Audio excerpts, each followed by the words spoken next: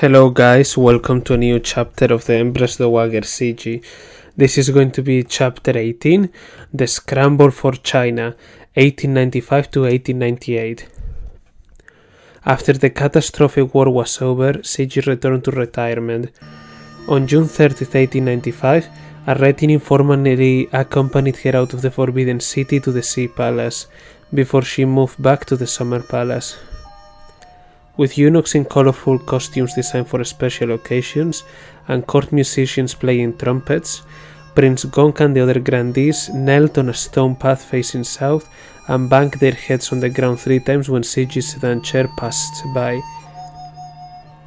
Henceforth, whenever she visited the Forbidden City, there were elaborate rituals involving all the officials inside the palace wearing ceremonial robes. Such rituals highlighted the fact that she was not running the state. Yet, this new period of retirement was different from before. Since the Pearl Affair, Cixi had been given sight of all key documents and discontinued. Her adopted son consulted her far more nowadays, and there was a marked increase in his visits to the Summer Palace. The young emperor and the Grand Council realized that signing this ruinous treaty against the wishes of the Empress Dowager was tantamount to drinking poison to quench thirst. It had brought the empire anything but genuine peace. Viceroy Sang, who had petitioned feverishly against signing the treaty and been ignored, now pointed out that the treaty only enriched Japan and whetted its appetite, and that it would be sure to seek to conquer a drastically enfeebled China at a future stage. In addition, the European powers were now all too aware how weak the empire was and would make endless demands backed off by the threat of war, knowing that China was unable to call off their bluff. Indeed, as far as the European powers were concerned, China was now exposed as a paper tiger.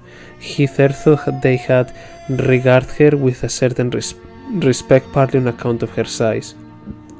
Now they knew the giant was filled with wind, to quote Charles Denby, and that the Chinese bubble had burst.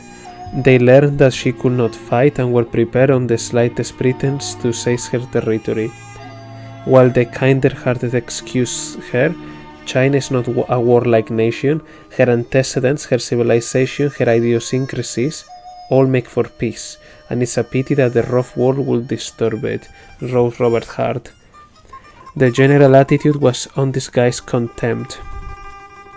Grand Tutor Wang noted, "When the envoys of Western countries come to the Foreign Office, they no longer behave in a courteous manner. They shout abuse at the drop of a hat." Witnessing one visit to the Foreign Office by some Westerners, a Chinese official felt his blood vessels were bursting from outrage. Emperor Guangzhou felt defensive. It was noticed that he did not make a full public statement about the war, but only wrote to top officials asking for their understanding, and telling them not to speak about the matter again, thus vetoing a post-mortem. The emperor offered no reflections on the lessons to be learned or on specific plans for the future, apart from the platitude that they must do the 2 big things: train the army and find more money to fund it. He was troubled and tried to deflect responsibility in the most childish way, telling some officials that 2 of the Grand Councillors had forced me to ratify the treaty. The main scapegoat was Li, but rather than blaming him for the actual damage he had done, which was misleading the throne about the strength of China's defense before the war and the mishandling when the broke out, the emperor went along with the widespread rumor that Li had signed the treaty without his authorization. At his first post-war audience with the Earl, His Majesty berated Li for handing over 200 million taels of silver, plus Taiwan and all the rest, when he himself had actually charged the Earl to do so. The Earl, who had just recovered from a pistol wound sustained in an assassination attempt while he was negotiating in Japan, could do nothing but bang his head on the floor and again say, yes, your Majesty, it is all my fault." This charade was acted in front of the Grand Councillors, all of whom were aware of the truth. If a Chinese monarch were to receive the loyalty of his officials, he had to be seen to be fair. Cixi had a knack of being just with her officials. Her rewards and punishments were generally through fairly. This was key to the fierce loyalty she commanded, from those who disagreed with her as well as those who agreed, but Emperor Guangzhou had none of her skills. During the war he had been gravely mistreating Admiral Ting, which partially contributed to the sorry surrender of the Northern Fleet with its 10 gunboats. An embittered Early thought that the emperor did not even look like a monarch and said so to his trusted subordinates. It became known even to officials outside the earl's camp that he wished for a change at court, that he wished for Cixi to be in charge. Cixi did not chide her adopted son or the Grand Councillors with an "I told you so." Rather, she decided that at such a moment the best thing to do was to be gracious to the men. Indeed, they were overcome with gratitude. Prince Gong had been the prime advocate for the signing of the treaty, but Cixi uttered not a word of reproach. Instead, she invited him to stay in the summer palace, attending to such details as the furnishing of his quarters and the kind of food served to him. The prince was so grateful that he struggled from his sickbed to go to Cixi as soon as she asked for him, disregarding his son's entreaty that, given his condition, he should stay at home and rest, and not subject himself to kneeling and other forms of demanding court etiquette. On one occasion, noted Grand Tutor Wang, Prince Gong was in the summer palace when the emperor arrived, but he did not come to greet his majesty until a full day later, which seemed like very insolence to the tutor. Cixi was now a sort of mistress of the court. The grandees were at her beck and call, rushing to the summer palace when summoned, and, if she so wished, staying on, accompanying her on her outings, which was most unusual. Sometimes they failed to turn up to the daily audience in the Forbidden City. If Emperor Wangju felt resentment, he did not show it. Instead, he became more submissive to his Papa Dearest. This touched Cixi at the end, who described him as an extremely nice person. Cixi's feelings towards her adopted son acquired a new tenderness during the war, as she knew the weight of the burden on him and his limitations. Grand Tutor Wang saw that when the emperor fell ill, Cixi was gentle and kind to him, visiting his sickbed daily and showing a degree of lovingness that he had never seen. To a viceroy, she simply said, "I really love the emperor." Now she spent more time with him, showing him round her summer palace and the beauty spots nearby. She reinstated the titles of Imperial Concubine Pearl and Jade. People noticed that mother and son got on really well during this period. Cixi wanted no one around to disrupt their relationship. It was now that the emperor's friends, who had urged him to shun her, were cleared out of the court. Officials were warned that anyone doing this again will not get off so lightly and will be punished severely. The emperor's study was closed down altogether, so there was nowhere he could listen to secret whispers. With Emperor Wangju so compliant, Cixi took it upon herself to deal with what she regarded as the most pressing matter, the threat of Japan. Heavyweight strategists like Viceroy Sang had strongly argued an alliance with Russia, China's northern neighbor, and the only European power that was directly affected by Japan's rise. Cixi was conscious that Russia also had territorial designs on China. It had carved off a huge chunk in 1860 and tried again 2 decades later over Ili in Xinjiang, on which occasions Cixi had forced it to back off. But after spending months weighing up the pros and cons, she decided that seeking an alliance with Russia was still preferable to doing nothing and waiting for Japan to attack again. At the beginning of 1896, China began to try to secure a Russian commitment to fight on its side if the country was invaded by Japan. The Grand Council decamped and followed the Empress Dowager to the Summer Palace, setting up a temporary office in bungalows outside its eastern gate. Prince Gong moved into a mansion next door. No one cared where the emperor was. Through the Chinese minister in St. Petersburg, Cixi knew what China could offer Russia in return. The Trans-Siberian Railway that would connect Moscow and European Russia with the Russian Far East faced the choice of 2 routes before arriving at its terminus, the port of Vladivostok on the Pacific. If it stayed on Russian soil, it would have to travel in a long arc, over difficult terrain 500 kilometers longer than a straight line through northern Manchuria. The Russians wanted to build a shortcut through Chinese territory, and after a debate in the top circle, Cixi made up her mind to grant Russia its wish to construct the line, which later became known as the Chinese Eastern Railway, or the Siberian Railway.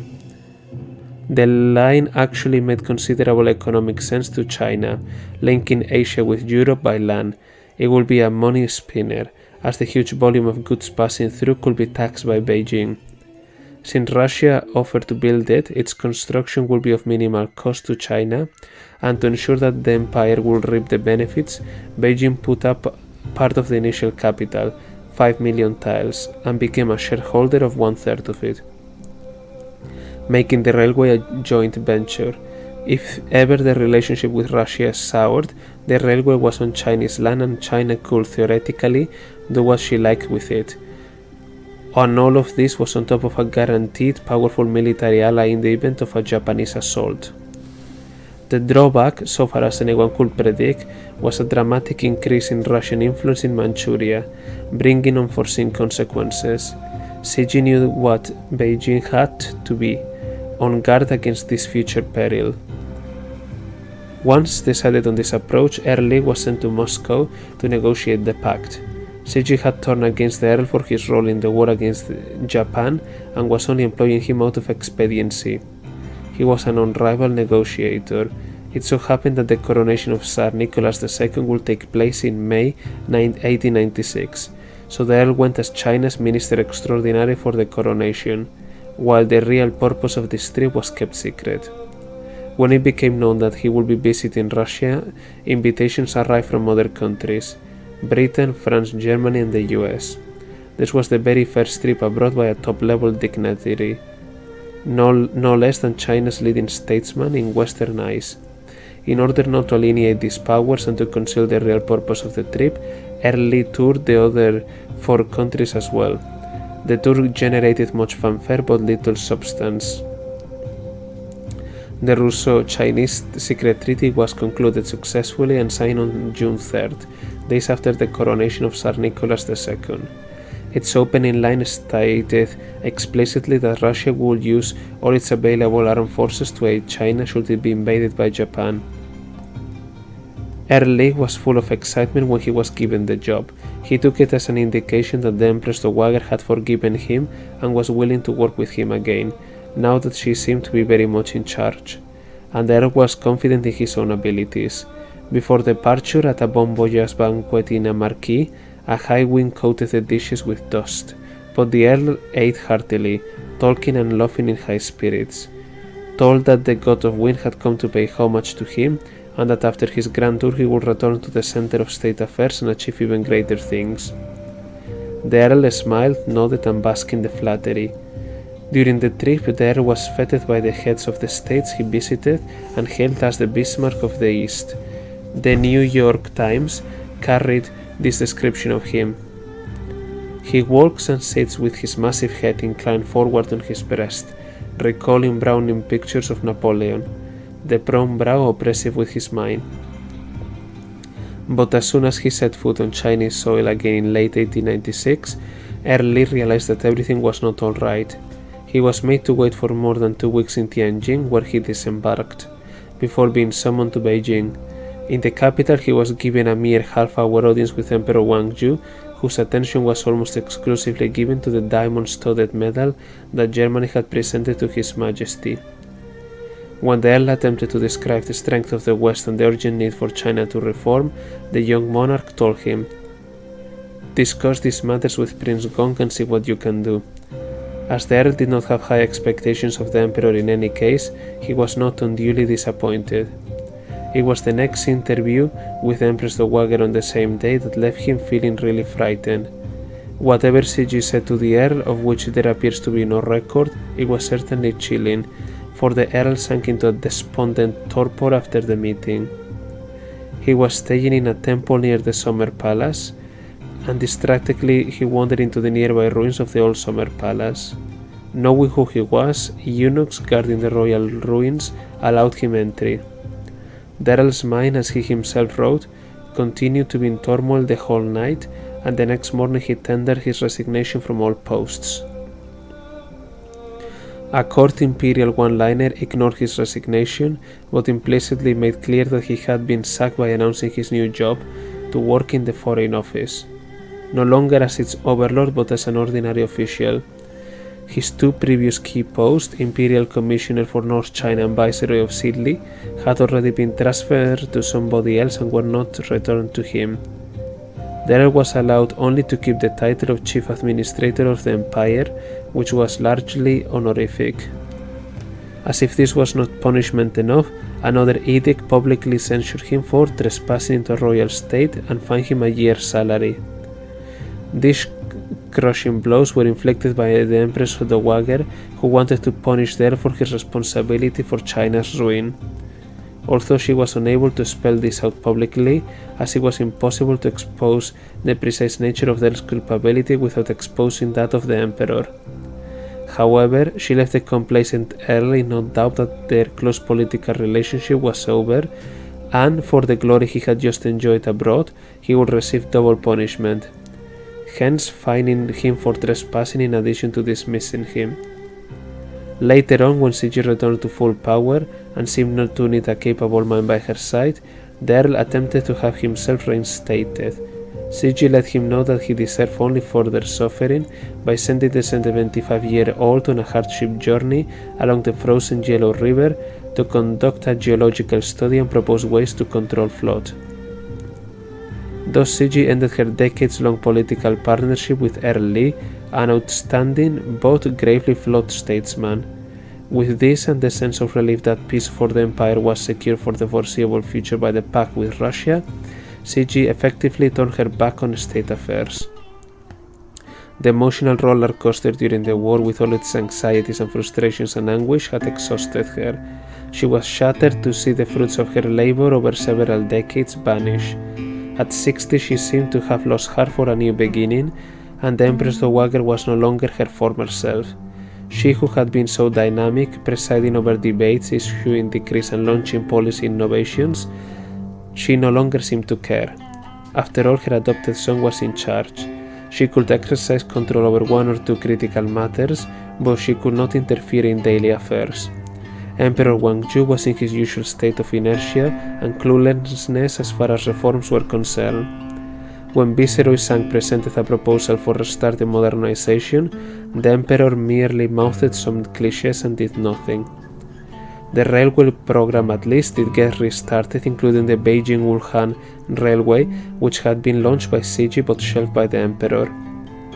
Now everyone recognized the railway's vital importance, even Grand Tutor Wang. This time the budding Chinese bourgeois, rooted in shipping, mining and trade, and not affected by the war, was still active. Electricity had reached inland provinces like Hunan, where whole towns are bright with electric lights, an eyewitness claim. Entrepreneurs were developing new ideas. Sheng Xunhai, the business pioneer who was entrusted with the building of the Beijing-Wuhan railway, was calling for the founding of a state bank. If this idea had been put to her in the earlier years, Cixi would have adopted it eagerly, but now she appeared indifferent.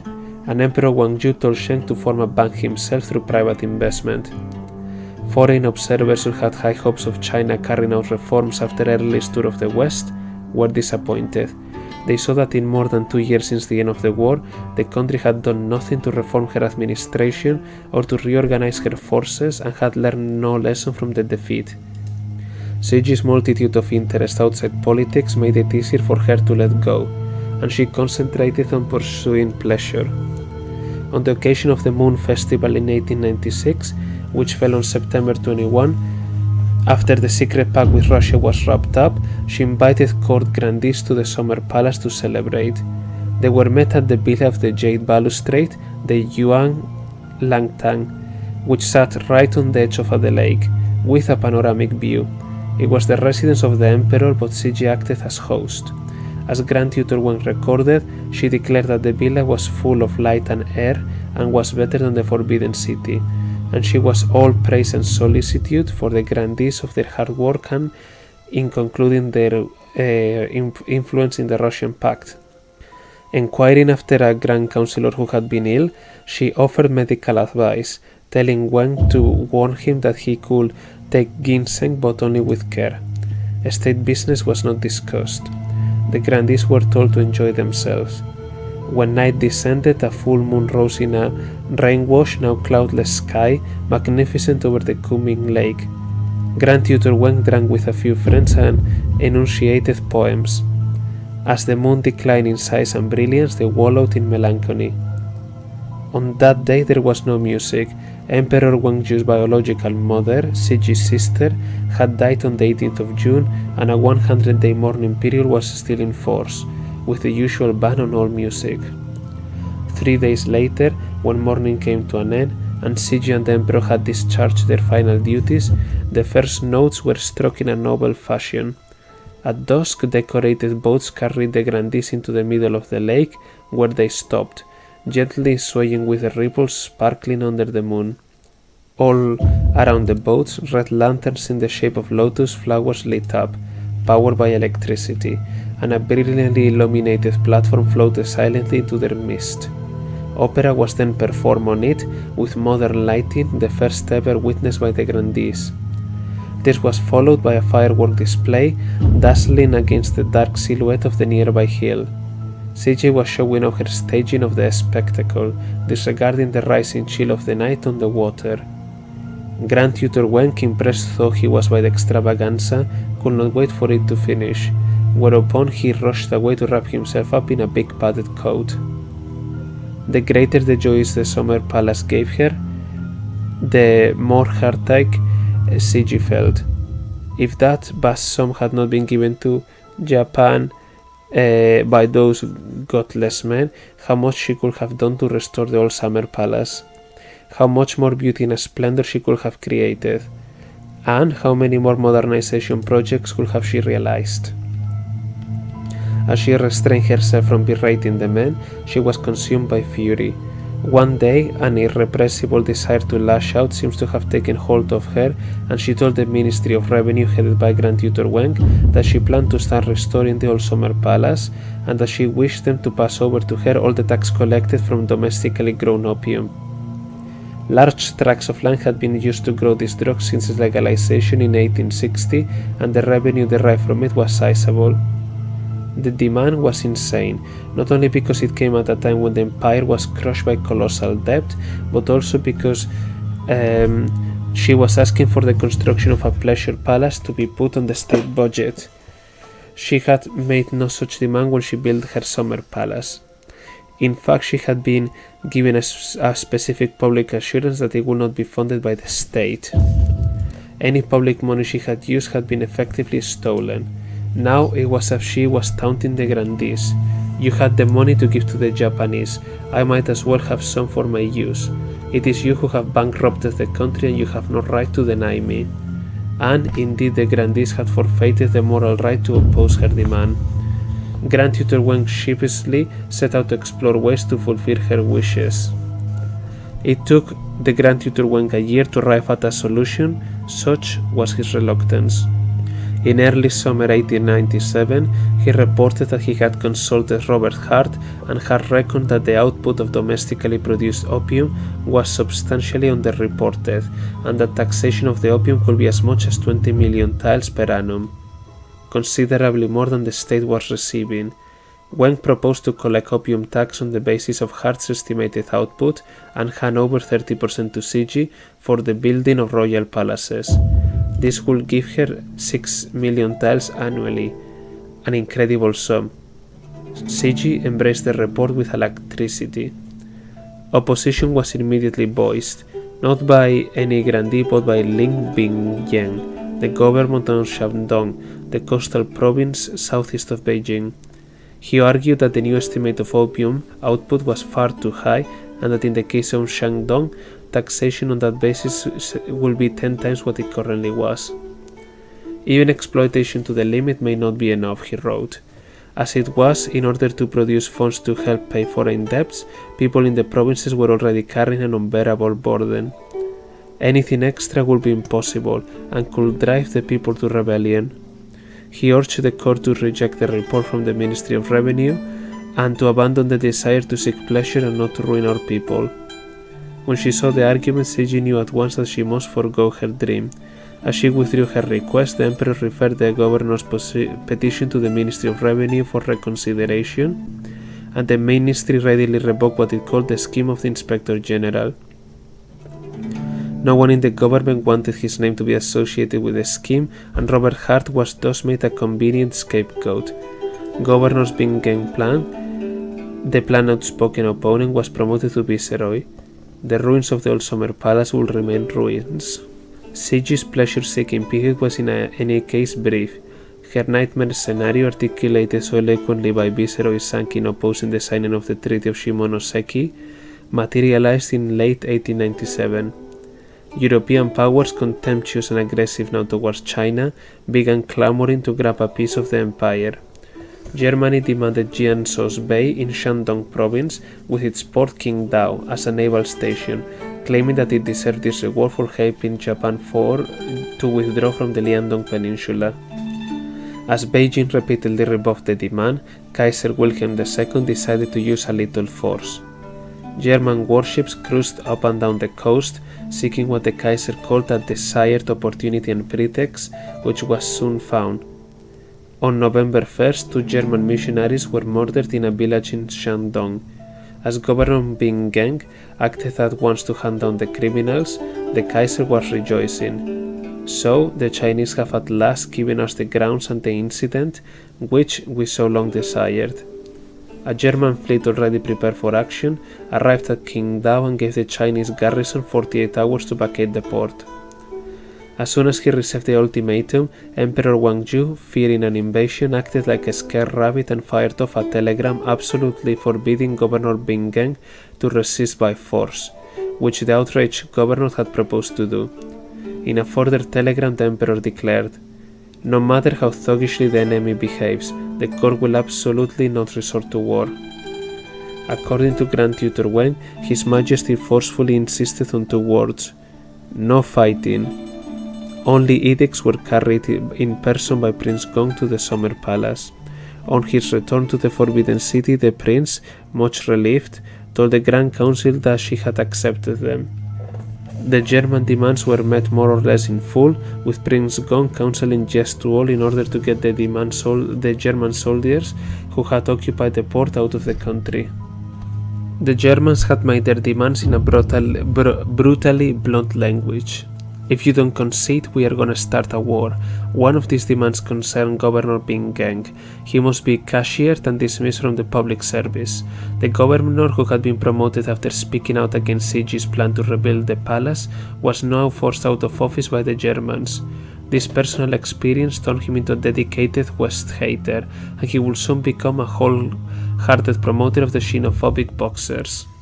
When the Boxer movement led to an invasion by Western armies, he volunteered to lead an armed force to fight them and committed suicide when defeated. Germany acquired the strategic port of Qingdao and its bay by way of lease provisionally for 99 years. The convention was signed in Beijing on March 6, 1898 by Earl Lee and Grand Tutor Wang. The Earl was by now a professional scapegoat, trotted out to sign anything that would give the signatory a bad name. The Grand Tutor had been appointed to the Foreign Office at the insistence of Prince Gong, who wanted the man full of verbal bravado to have his share of blame for signing treaties that amounted to selling out the country. The Grand Tutor noted that when the German representative requested the signature of Prince Gong, the prince merely pointed out the tutor. He felt bitterly ashamed for his part in giving away Qingdao to the stinking beasts, torturing himself with the thought that he would now go down in history as a criminal. Although Cixi had played no part in recent events but had simply accepted a fait accompli, her behavior was remarkably consoling. Wang gratefully recorded that when the Grand Council upbraided themselves for doing a poor job, the Empress Dowager comforted us with kind words and said that she understood completely our difficulties. She only expressed grief at the fact that China was reduced to such a sorry state. Things were tumbling from bad to worse. After the Germans came the Russians. Within a week of the German dash for Qingdao, Russian warships arrived at Port Arthur, on the tip of Liaodong Peninsula. Russia had been one of the powers that had forced Japan out of this peninsula, only to demand the port for itself now. If Germany occupies Qingdao, Russia must have Port Arthur, said the Russians. Count White, Russia's negotiator of the secret deal with China the year before, regarded his country's conduct as the height of treachery and faithlessness. Still, he did what he could to achieve his objective. When Beijing resisted the demand and Russia threatened war, White advised bribing the Chinese negotiators Early and Sir Chang Yinhuan, a suave diplomat. Sir Yinhuan, who had been China's representative to Queen Victoria's Diamond Jubilee the previous year and was knighted on the occasion, thus becoming the first Chinese official to be given a British knighthood. According to Russian documents, they were offered 500,000 tiles each, and both accepted. The Russians had also wanted to bribe Grand Tutor Wang, but the traditionalist gentleman refused to attend any secret meetings with them. The Earl received his 500,000 in person and expressed satisfaction the day after he signed away Port Arthur, albeit only on a 25-year lease, on 27th of March 1898. Actually, whether he took the money or not would have not made the slightest difference. Beijing's verbal resistance would have collapsed if Russia stepped up its threat of war, a war that Emperor Guangzhou wanted to avoid at all cost. At court, the grandees could do nothing but weep together. With a very pathetic sight, lamented Wang. The Earl also knew that he was the designated scapegoat. In an audience a few days before the signing, the Emperor was already putting all the blame on him as he berated the Earl. Now we have this trouble with Russia. What happened to that secret treaty of yours last year? There was nothing the Earl could say or do except prostrate himself panting. Eventually, when the Emperor motioned for him to leave, he was unable to rise and had to be pulled up, after which he struggled to steady himself to catch his breath, before staggering out. After such treatment, perhaps, the Earl felt he deserved the money. His general frame of mind can be gleaned from his words to Sir Yinhuan when the latter complained of being made a signatory and having his reputation destroyed. It's not just you and I who are about to be destroyed. The whole empire is going down together. For the moment, Sir Yinhuan took just 10,600 tiles, telling the Russians that he had already under him a barrage of denunciations for bribe-taking. He had to wait, he said, for the storm to die down. Cixi was not consulted about signing away Port Arthur. When Early had asked the Emperor, "Has your Majesty talked to the Empress Dowager about this?" he replied that he had not. He had also told Grand Tutor Wen that he had not even mentioned the business to Cixi, because she was already despondent with grief. The Grand Tutor could imagine how much bottled up anger and bitterness the Empress Dowager was feeling. Clearly, Emperor Guangzhou was afraid about being made to feel guilty again, even if only by Cixi's looks rather than her words. In any case, there would have been no point in telling her. As far as she was concerned, there was no alternative than listen it. Emperor Guangzhou tried to avoid any act that might trigger Cixi's suppressed rage for his disastrous handling of the war with Japan, which had led to all this crisis. Censor Wang Jun, who had made false accusations against her in order to keep her away from decision-making in the war, and who had been sent to the frontier, had served his term and was about to return to Beijing. When this came to the Emperor's notice, Grand Tutor Wen recorded that he thought hard for a long time and gave orders that the man stayed where he was for another couple of years, adding, "His Majesty really has the man's interest at heart." Emperor Guangzhou was concerned that if the censor were to come back, he might well become an enlightening conduct for the Empress Dowager's fury. Following in the footsteps of Germany and Russia, Britain and France were not keen to miss out. Britain leased the former headquarters of the Northern Fleet Highway on the easternmost tip of the Shandong Peninsula, on the opposite coast from the Russian lease Port Arthur. The British lease was to run as long as the Russian one, 25 years. The two countries were playing the great game, vying for power and influence in the east. Britain also added the rest of Kowloon to its new Hong Kong colony, for a period of 99 years. For the same length of time, France leased Guangxuan, a small enclave on the south coast, as an outlier of French Indochina. Fujian province across the sea from Taiwan, now a Japanese colony, became a Japanese sphere of influence. Thus, by mid-1898, the strategic positions on the Chinese coast were more or less all in the hands of foreign powers, who could, if it suited them, do what they wished with China.